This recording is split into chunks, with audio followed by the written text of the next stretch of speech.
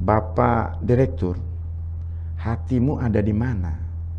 Kalau melihat longsoran ini ada di sini, di depan mata ini, dan saya melihat ada Eksa yang lagi melakukan pekerjaan.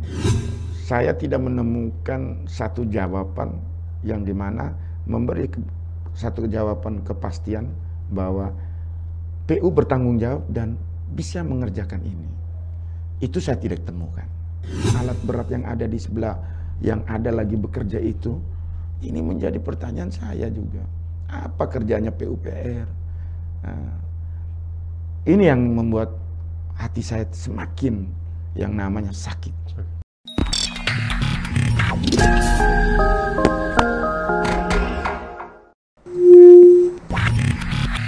Halo Sobat Milenial, bersama saya lagi Muhammad Sipriadin Porake, MSPR, di channel Millennial Spirit, podcast Positive Room. Dan malam hari ini saya punya edisi khusus dan edisi yang mungkin sesuai dengan keadaan yang sedang terjadi. Ada beberapa hari ini, 2 hari ini terakhir, ada isu yang menarik. Makanya saya malam hari ini ditemani oleh seseorang yang menurut saya membawa isu itu menjadi super hangat di suasana studio podcast Positive Room malam ini. Dan saya malam ini ditemani oleh seorang anggota DPR Kabupaten Ende dan seorang ketua yayasan pendidikan kalau saya tidak salah ya. Yang terhormat Bapak Yani Kota, saya panggil nama pendek saja supaya tidak panjang begitu Om. Dan malam ini juga kami mungkin akan sedikit berbincang-bincang atau sedikit berdiskusi, atau mungkin saya meminta sedikit informasi terkait isu yang beredar akhir-akhir ini, yang 2 hari terakhir lah kalau saya tidak salah dengar, terkait kasus yang sedang marak beritanya yang kita lihat di media-media online. Dan mungkin Om, saya minta beberapa klarifikasi dari Om terkait isu-isu terkait. Tetapi sebelum itu Om, saya minta Pak Yani untuk memperkenalkan diri. Pak Yani, anggota DPR Kabupaten Ende, dari partai apa, jabatan sekarang apa, terus mungkin informasi keluarga, istri berapa, oh ya istri, anak berapa. Oke. Kayak lanjut Pak. Ya. Baik, terima kasih Pak Yadin ya, anggota DPRD Provinsi Nusa Tenggara Timur. Saya ucapkan terima kasih juga kepada channel Millennial Spirit ya, yang luar biasa, karena saya sering mengikuti YouTube-nya, dan pada malam hari ini saya diberi kesempatan untuk bisa ketemu langsung dengan Pak Yadin tadi ya. Ya, saya perkenalkan, nama saya Yohanes Marinus Kota SE, biasa dipanggil dengan Yani Kota. Saya dari Partai Berkarya, sedangkan di DPR sebagai di lembaga DPR, yaitu di Komisi 2 Ekonomi Pembangunan. Saya sebagai Sekretaris Komisi 2 di fraksi Demokrat, dan saya juga sebagai Sekretaris fraksi Demokrat. Alamat saya di Jalan Udayana, Pak Yadin. Mungkin kalau di Udayana itu banyak sekali, tapi tempat saya yang pastinya di kompleks SMK Yosudarso. Saya juga sebagai ketua yayasan SMK Yosudarso.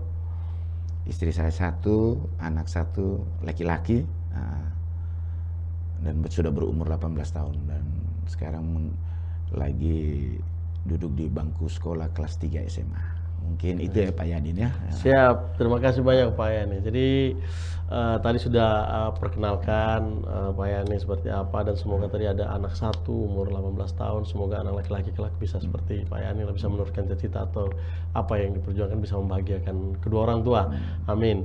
Dan mungkin langsung saja Pak, saya mungkin ada isu yang ya 2 hari ini saya dengar marak, dan bahkan sangat sangat kalau dikatakan trading topik, ya iyalah di Kabupaten Ende tentunya, khususnya terkait dengan isu kemarin. Saya dengar sampai ada kata ancam mengancam dan pukul memukul, dan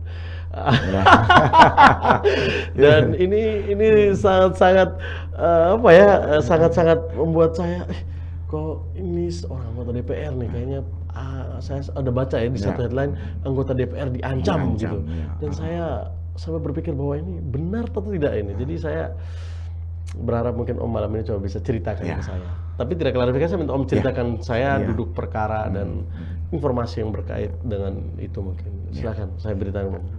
Ya, jadi baik ya. Mungkin cerita awal mula ini, kalau kita mau omong ini kita harus cerita yang awal muda. Apa yang saya dapatkan di masyarakat, sesudah itu saya dapat di tempat lokasi. Jadi memang awal mulanya adalah laporan masyarakat, Pak Yadin ya. Jadi tugas kita DPR ini kan kalau ada laporan masyarakat pasti cepat atau lambat kita harus menjawab atau menanggapi. Dari laporan itu kurang lebih hari Jumat. Hari Jumat saya dapat laporan berupa WA. Sesudah itu ditelepon, tetapi siapa orangnya juga saya tidak disebut namanya. Tetapi tugas saya menyatakan bahwa saya DPR pasti saya turun. Hari Sabtu saya janji untuk saya bisa turun ke lokasi longsoran ini. Karena pada saat hari Sabtu itu ada pesta dies, dan saya juga, karena tadi saya sudah sampaikan bahwa saya ketua yayasan, karena ini pesta sekolah, saya bilang nanti sekitar jam 4, jam 5 baru saya ke lokasi. Ternyata jam 4.05 itu hujan deras. Dan saya pastikan bahwa untuk hari Sabtu itu tidak mungkin saya turun. Sehingga saya janji dengan masyarakat untuk hari Minggu saya turun. Sehingga hari Minggu siang saya sempatkan untuk melihat lokasi. Lokasinya itu ada di Desa Kedubodu. Kedubodu. Ya. Itu di Kecamatan Ende Timur. Ya. Sampai saya di sana, saya melihat kondisi memang sangat-sangat mengecewakan. Mengecewakan dalam arti saya tidak membayangkan juga bahwa keadaan longsoran itu berada di sebelahnya kuari dari salah satu rekanan atau kontraktor yang mengerjakan itu. Saya melihat alat berat, dia lagi mengerjakan. Sesudah itu saya timbul rasa iri. Kenapa masyarakat saya sampai mengeluh? Bayangan saya bahwa kejadian itu jauh dari lokasi tambang itu ya. Jadi ternyata lokasi ini kalau saya duduk berdiri itu saya bisa lihat tempat yang dimana ada longsoran dan dimana ada tempat yang dimana ada galian dengan menggunakan alat berat tadi.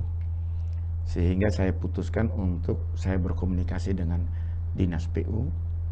Sesudah itu saya berkomunikasi dengan Dinas Bencana Alam untuk berkoordinasi melihat kondisi ini.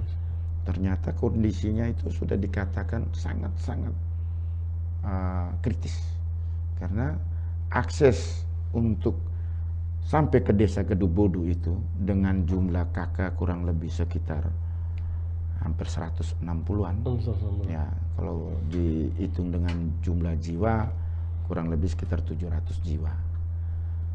Dengan kondisi ini bayangan saya ternyata sudah terjadi dari tanggal 9 Januari. 9 Januari. Jadi kalau dihitung itu sudah mau mendekati 3 minggu.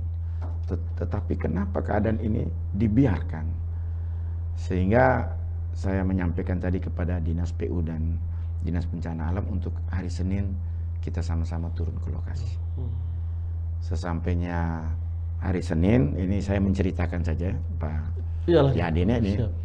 Di hari Senin itu saya turun dan bersama dengan Dinas PU dan Badan Bencana Daerah untuk kita menyikapi. Ternyata sampai di sana juga sudah ada pemerintah setempat yaitu Sekdes Kedubodu sendiri ada hadir. Sehingga kapasitas saya sebagai DPR, saya sesalkan kejadian ini dan tidak ditanggapi oleh khususnya PUPR itu sendiri.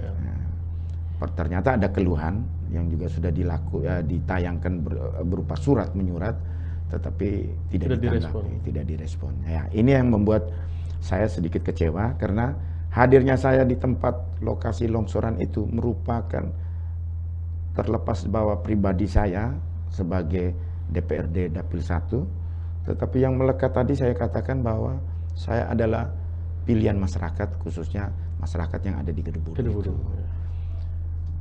Sampai kita berbincang-bincang dengan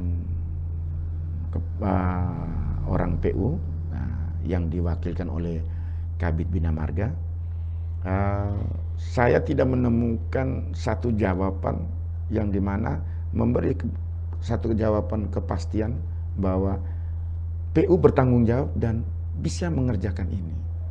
Itu saya tidak temukan. Sehingga yang namanya manusia pasti saya rasa kesal. Dan kesal ini saya sampaikan kepada dinas yang terkait.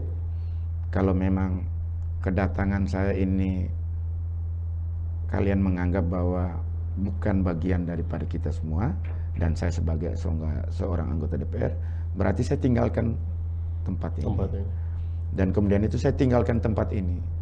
Sesudah itu Pak Kabid Bina Marga sempat menahan saya untuk saya bisa berkomunikasi dengan pemilik alat itu. Tetapi satu pertanyaan juga buat saya, di mana alat berat Pemda? Gitu. Ini juga jadi konyol untuk saya. Seorang Kabid Bina Marga, dia mengatakan bahwa dia tidak punya alat, harus kita berkomunikasi dan minta supaya alat berat yang ada di sebelah, yang ada lagi bekerja itu. Ini menjadi pertanyaan saya juga. Apa kerjanya PUPR? Ini yang membuat hati saya semakin yang namanya sakit. Kemudian Kabid Bina Marga ini dia mencoba untuk berkomunikasi dengan pemilik alat berat ini. Kalau menurut saya itu hal yang biasa.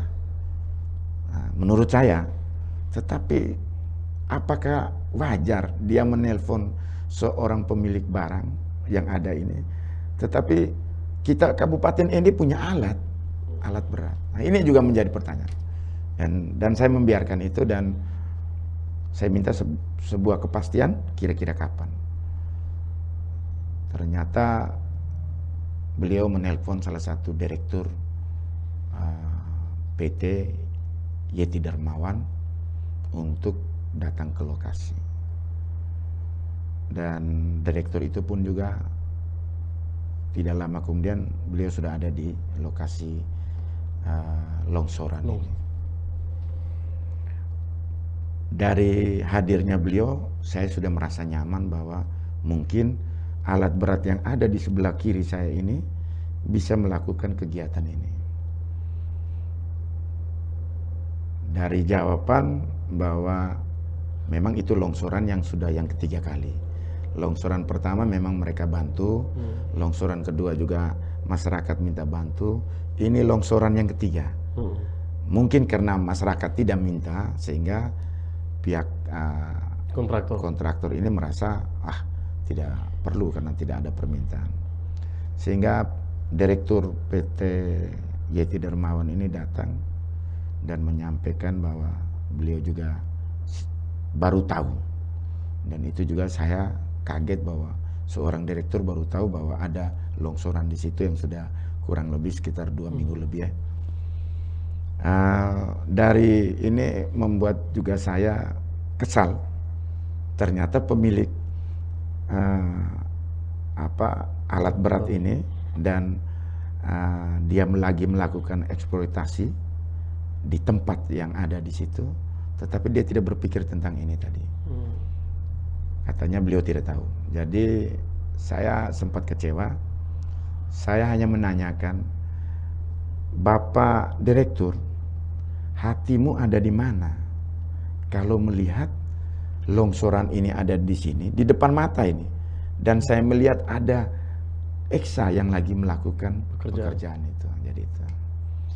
Namanya kita seorang anggota DPR pasti ada rasa manusiawi, rasa emosi.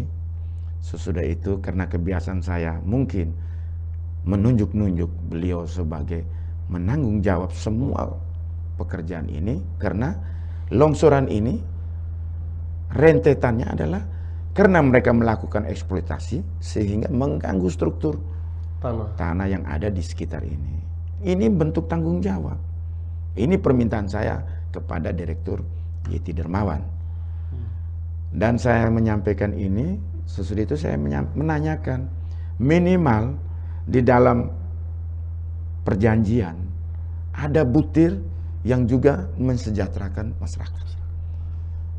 Kalau memang ada masalah, ada kendala, mungkin salah satunya bisa diminta bantuan. Nah, ini adalah salah satu bentuk kontribusi kita yang dimana masyarakat kalau membutuhkan, dan ternyata bukan individu, ini masyarakat keseluruhan. Di sini saya melihat jawaban itu yang menurut saya juga sakit. Pada saat penyampaian itu, beliau juga menyampaikan bahwa kami melakukan eksploitasi ini ada izin. Saya sampaikan bahwa mungkin saya bukan mantan kontraktor ya, tapi saya juga seorang kontraktor yang dimana juga selama ini ya kami tahulah mana izinnya, mana inilah, pasti kami tahu prosedurnya. Tetapi beliau tetap ngotot bahwa saya punya izin, dan pasti saya merasa juga semakin kesal. Kenapa kau berani-berani sekali bahwa mengatakan izin? Padahal itu saya tidak menanyakan itu izin itu. Izin saya tidak menanyakan. Sesudah itu, karena merasa emosi, saya menunjuk-nunjuk beliau ini.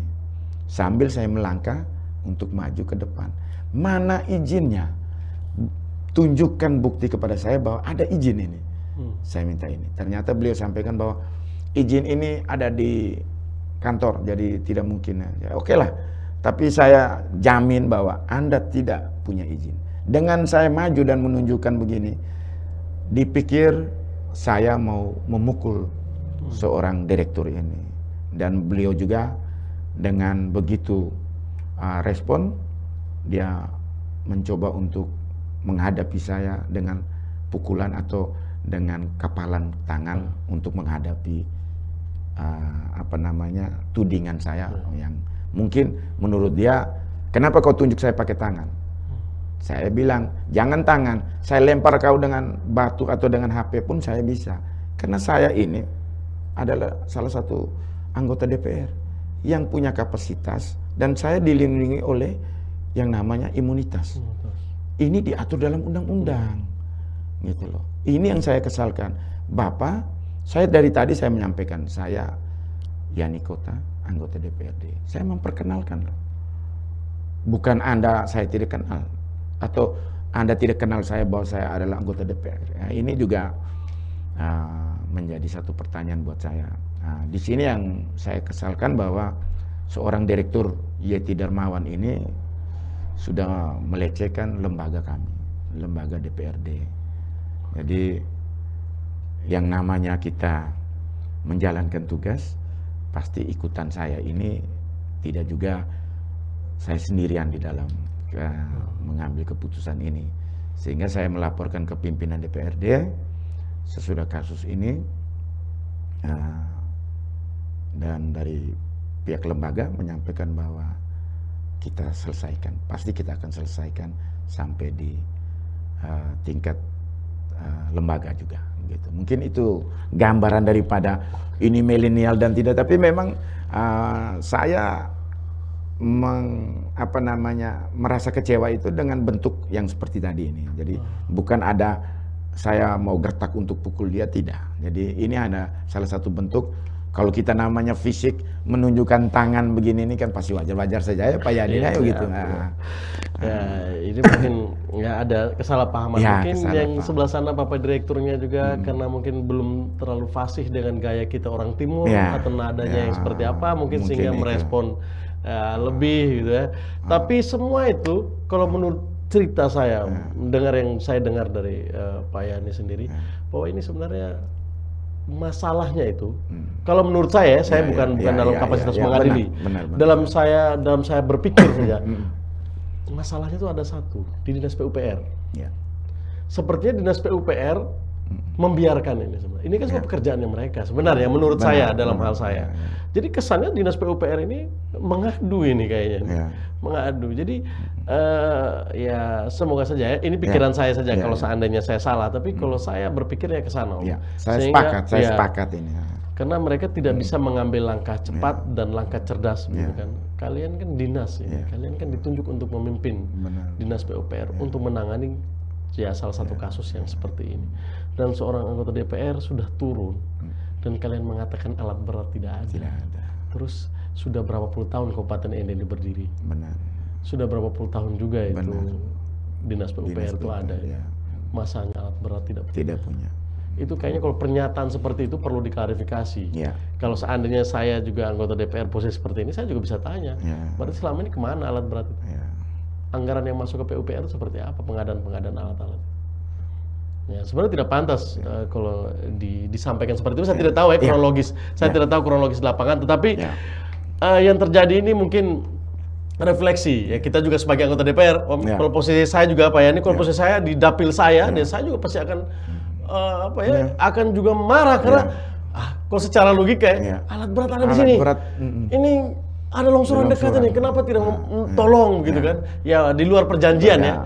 Biasanya kalau ada izin usaha yang menyebabkan gangguan terhadap lingkungan sekitar atau gangguan terhadap masyarakat sekitar, biasanya kan ada izin usaha itu mendapat restu dari tetangga-tetangga, biasanya seperti itu. Contoh kalau kita mau ada orang mau bangun bengkel di sebelah rumah, bengkel apa segala macam, pasti kan harus izin usaha sebelum diterbitkan, itu kan harus mendapat izin dari tetangga-tetangga sekitar atau lingkungan sekitar. Pasti itu ada itu poin itu pasti ada sehingga diizinkan.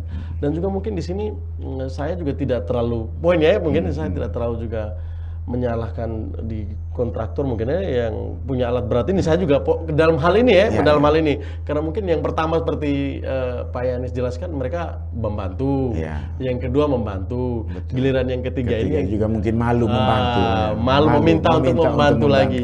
Tapi sebenarnya sebenarnya sih kalau memang ada doronglah sedikit gitu kan. Tapi tidak tahu lagi mungkin dalam hal ini kita mungkin hanya berbicara. Tapi kembali lagi. Kalau saya awal permasalahannya ada di Dinas PUPR.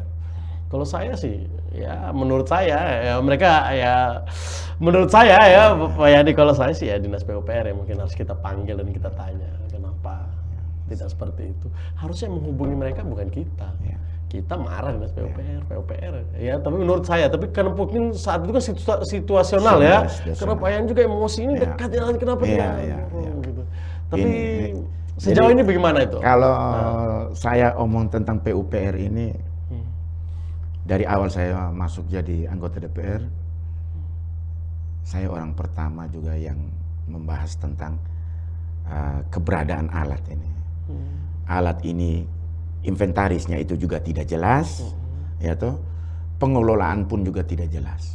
Gitu. Jadi kalau saya PUPR ini juga sebenarnya harus diperiksa dari awal. Kalau bisa diusulkan atau diperiksa BPK aja. Dari awal saya minta, karena daftar inventaris daripada pemilikan alat Kabupaten ND itu tidak jelas. Nah ini yang juga kita kecewa karena juga ada suplai dana juga dari DPR waktu pada saat penetapan juga ada biaya perbaikan dan lain-lain itu juga ada diikuti terus.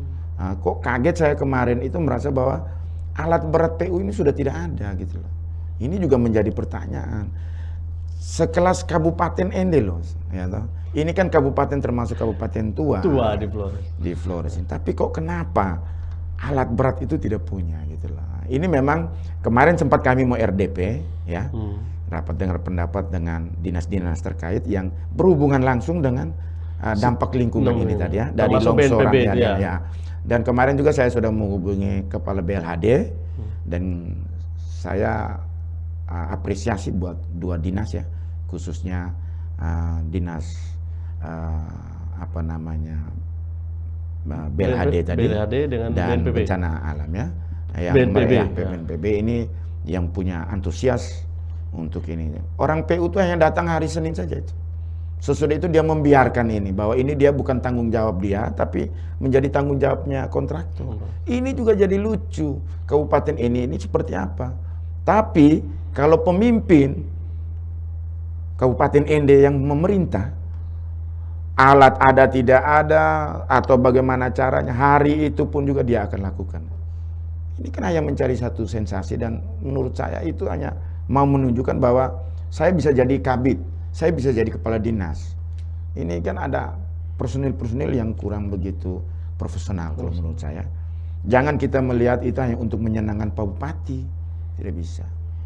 Gitu. Jadi kalau saya dari dinas PUPR ini sebenarnya yang bertanggung jawab seperti apa yang disampaikan Pak Yadin tadi. Nah, bukan kontraktor. Kontraktor ini dia kalau mau dibilang ya kalau saya mau bantu, kalau tidak mau bantu juga mau buat apa? Ini kalau mau bahasa kasar. Tetapi dinas terkait khususnya PUPR harus bertanggung jawab sampai ini. Tapi yang saya temukan, saya dari hari Minggu, Senin, Selasa hadir ya. Ini hari Kamis, hari Rabu. Kemarin malam pun saya masih malam. Jadi 4 hari saya berada di atas. Tapi PUPR tidak pernah ada di sana. Ini juga menjadi tanda tanya gitu loh. Apakah karena ini desa Kedubodo ini tidak diminta oleh Pak Bupati untuk segera memperbaiki? Nah, ternyata Pak Bupati tadi sempat turun ke lokasi. Jadi kalau bukan Pak Bupati, PUPR tidak akan kerja gitu loh. Takut ya, takut dipindahkan. Ya kita harus mencari muka. Kalau saya jujur, Pak Bupati kalau orang-orang seperti ini copot mereka ini. Jangan kasih mereka kabit. Jangan menjadi orang kepala dinas. Kalau tidak bisa ini, ganti ada orang lain yang lebih baik begitu. Kalau saya, tapi ini semua kembali ke Pak Bupati sendiri. Kalau saya mengatakan bahwa ini menjadi catatan buat Pak Bupati bahwa ada hal ini menurut saya kecil, tapi 2 minggu nih, jangan 2 minggu, sehari saja jalan ini tidak diperbaiki. Ini sudah sangat mengganggu. Sangat. Ya, mereka tidak pernah berpikir tentang bagaimana pada saat ada orang sakit, ada ibu hamil, bagaimana mereka harus berjualan barang mereka ini untuk ditukarkan menjadi contohnya beras. Ini tidak pernah dipikirkan. Yang bisa dilewat tuh hanya kendaraan roda 2, dan itu pun sangat berbahaya. Nah, ini melewati batu bebatuan yang resikonya juga tinggi. Nah, tapi ini saya tidak mengerti juga. Jadi itu Pak Yadinnya salah satu bentuk kekecewaan saya terhadap dinas PUPR, dan saya jujur saya sempat memarahi Kabid Bina Marga. Ya begitu. Terima kasih penjelasannya.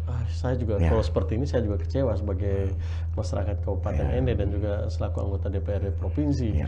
Ya dalam hal ini saya tidak tahu ya kenapa Kabid itu bisa menjawab bahwa tidak punya alat berat. Harusnya dijawab aja alat beratnya lagi di luar atau memang belum kita siapkan. Kenapa menjawab tidak ada? Kalau tidak ada berarti semua di dalam PUPR itu tidak ada. Tidak ada. Ini kan apa ya?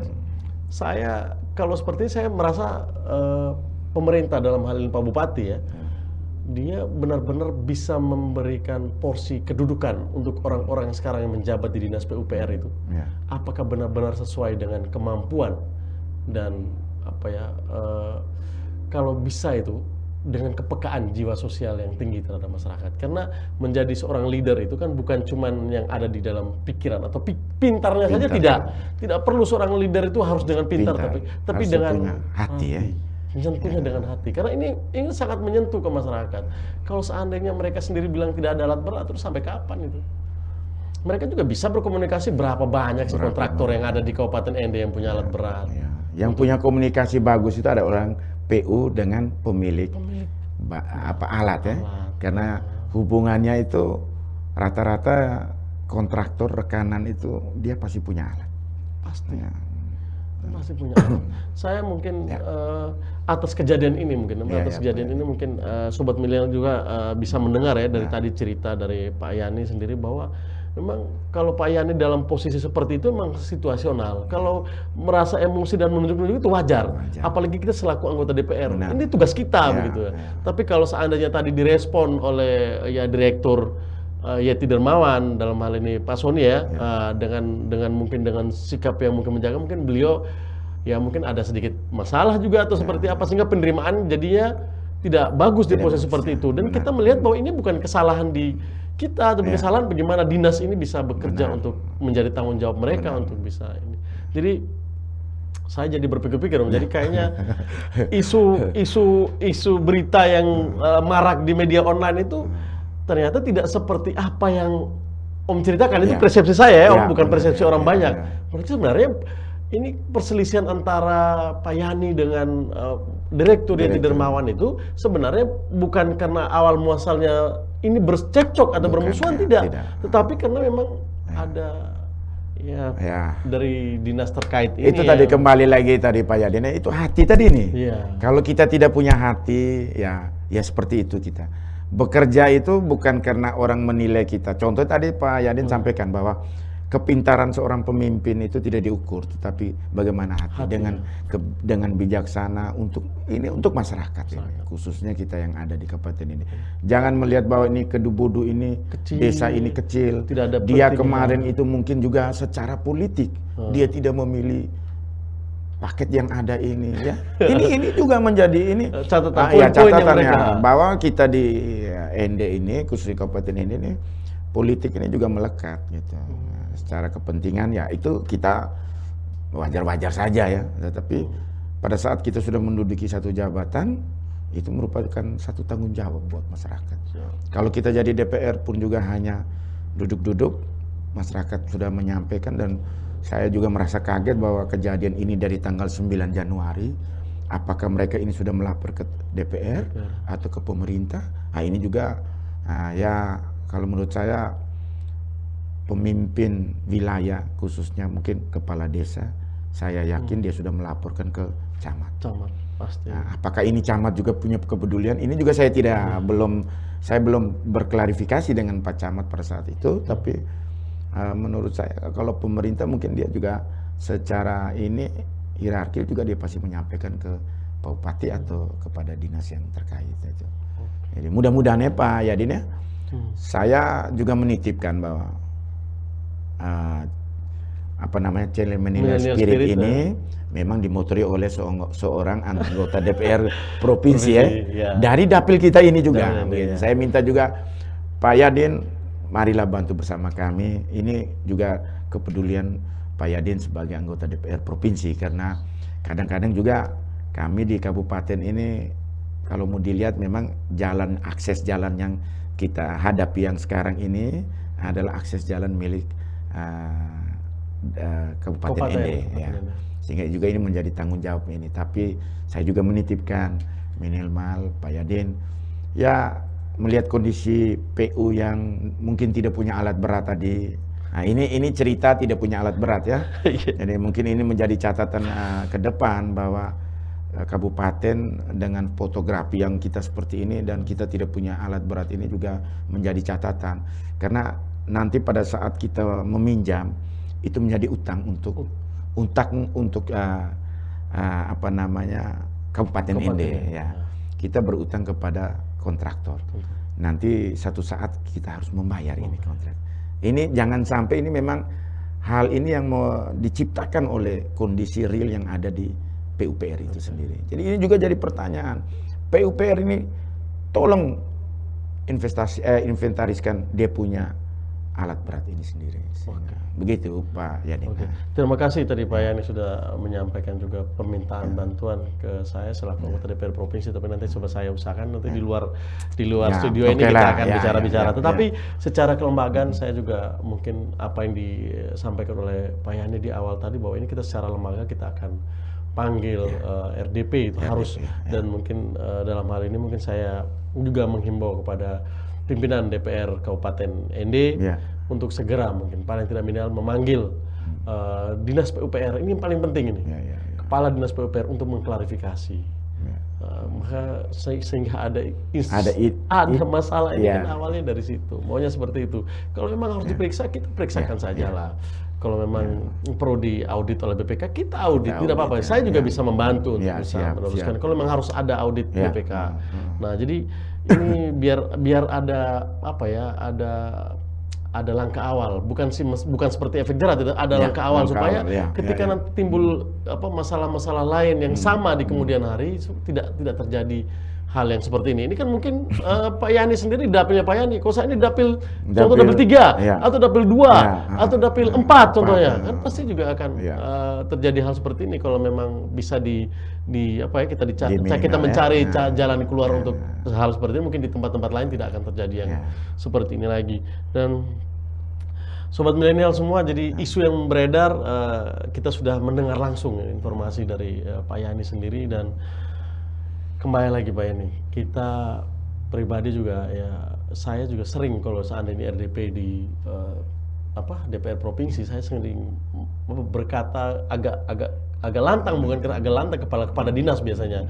Bapak kepala dinas itu dipilih oleh pemerintah, dalam hal ini eksekutif atau gubernur ataupun bupati, bahwa kalian itu dipilih karena kalian punya kemampuan. Kalian punya sesuatu yang lebih dari berapapun banyak ASN yang dengan golongan itu untuk menduduki jabatan itu.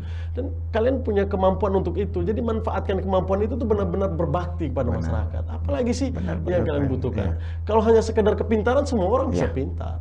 Tetapi sekarang hati, kalau pakai hati ini seperti itu. Tapi harapan saya ini juga, kemarin sudah sering juga saya bicara dengan Pak Kadis, Kasat Pol PP juga seperti itu. Coba sentuh itu dengan hati. Mungkin itu kan masalah sepele, kalau memang tinggal kita angkat, oh ya tolong bantu ini untuk itu. Benar. Jadi terima kasih Om Yani yang sudah menjelaskan awal masalah ini. Terus sekarang kasus saya dengar yang terjadi dengan pihak Yeti Dermawan itu seperti apa kelanjutannya?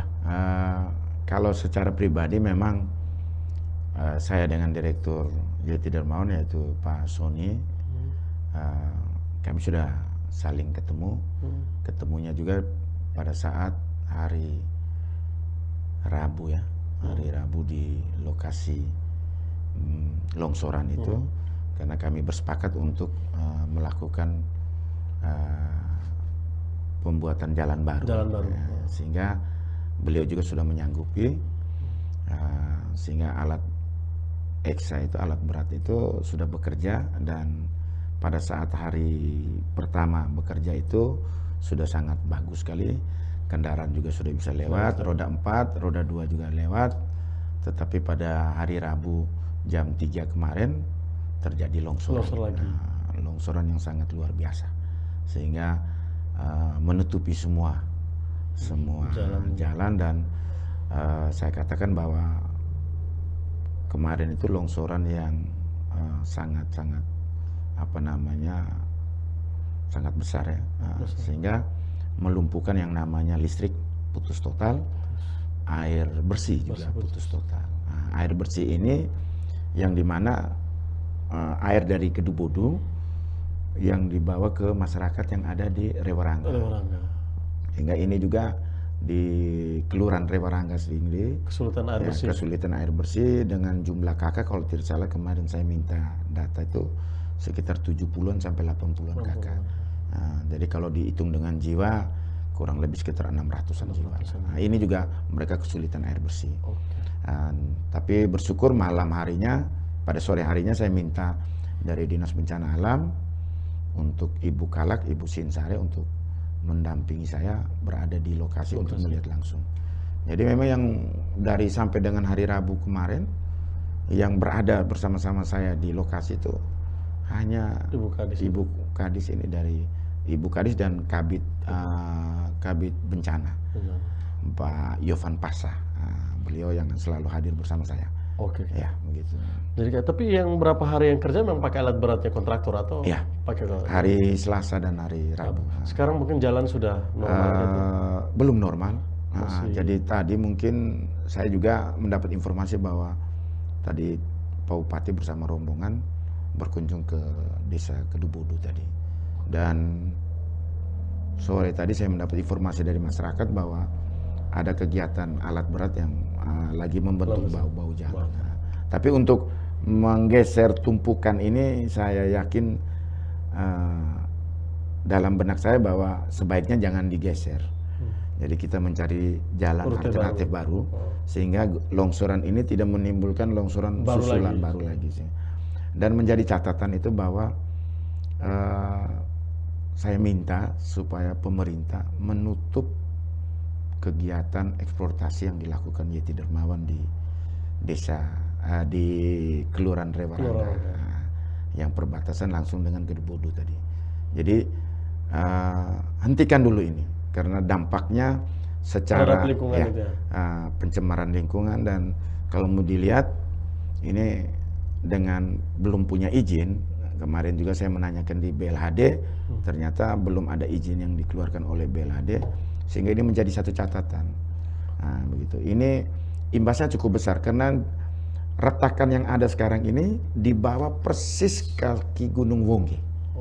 Jadi sangat berbahaya, dan ini juga menjadi catatan buat bencana alam untuk kalau bisa bentuk satu tim, dan ini menjadi tim kaji apakah ini akan berdampak kepada bencana yang begitu besar. Karena akan runtuhnya atau melihat dengan kondisi bahwa ini kan yang sudah dirusaki ini kan kakinya Wongge, sehingga saya yakin badannya kalau sudah kakinya sudah dikasih rusak lumpuh ya dengan sendiri dia pasti ambruk. Ya.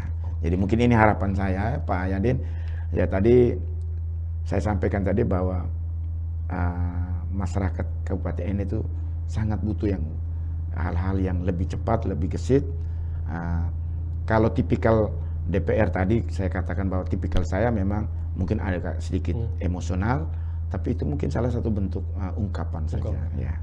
Jadi itu saya juga ucapan terima kasih kepada channel Millennial Spirit ini ya. Jadi para milenial bisa tahu, jangan mengatakan bahwa apa Yani Kota itu dia begitu-begitu nanti buntut-buntutnya juga nanti ada. Tapi ya mudah-mudahan bahwa kita membawa aspirasi masyarakat, rakyat khususnya Kabupaten Ende, harapan saya kita benahi bersama. Nah, jangan kita salahkan siapapun dalam hal ini, dan saya juga tidak mau mencari siapa yang salah dan siapa yang benar. Tapi marilah kita sama-sama mencari solusi yang terbaik.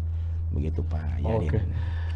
Terima kasih Pak Yani atas informasi yang diberikan, dan sudah dapat pencerahan ya. Saya rasa teman-teman Millennial Spirit juga sudah dapat pencerahan, dan kita bisa tahu apa sih sebenarnya daripada inti dari permasalahan ini, dan sudah diceritakan secara jelas dan sudah diceritakan secara terbuka, sehingga kita tidak bisa memberikan opini-opini yang membuat suasana jadi di kondisi yang tidak aman dan berdampak tidak baik juga terhadap komunikasi kita sama warga Kabupaten Ende tentunya. Dan sobat milenial semua, ini juga menjadi catatan untuk kami selaku anggota DPR, bagaimana kami bisa harus turun dan selalu dekat dengan masyarakat. Dan ini juga menjadi bukti nyata seorang Pak Yani Kota yang selalu peduli terhadap masyarakat, apalagi dapil Kedebodo. Dan ini menjadi catatan untuk seluruh masyarakat di Kedebodo, bagaimana seorang anggota DPRD bisa memperjuangkan sesegera mungkin agar bisa ditindaklanjuti dengan baik. Mungkin demikian sesi bincang-bincang saya dengan Pak Yani Kota. Tetapi mungkin sebelum saya mengakhiri sesi, saya mungkin minta kata-kata atau seandainya sesuatu untuk bisa disampaikan kepada sobat milenial semua, mungkin dalam hal ini pesan ataupun sesuatu yang berguna untuk kami anak-anak muda supaya bisa mendapat ilmu begitu. Mungkin ada pesan-pesan yang mungkin disampaikan. Saya sedikit pada saat saya masuk ke ruangan ini, saya sampaikan ke sobat milenial bahwa inilah bentuk kreativitas ya. Kita bukan tidak lagi kita berpikir harapan kita ini untuk seakan-akan bahwa hanya menjadi PNS saja bahwa kita ini hidup. Tetapi kreativitas ya, inovasi yang harus kita bangun Kabupaten Ende ini. Dengan seperti ini, saya sangat luar biasa apresiasi buat Pak Yadin dengan sobat-sobat milenial tadi. Mudah-mudahan channel ini menjadi channel corong untuk masyarakat Kabupaten Ende, khususnya kaum milenial tadi. Terima kasih banyak Pak. Sama-sama, terima kasih banyak Pak Yani Kota. Dan sekali lagi, kebahagiaan tidak diciptakan dari sesuatu yang mudah. Kemana ate, tahun ote. Ciao. Terima kasih Pak. Ya. Oke.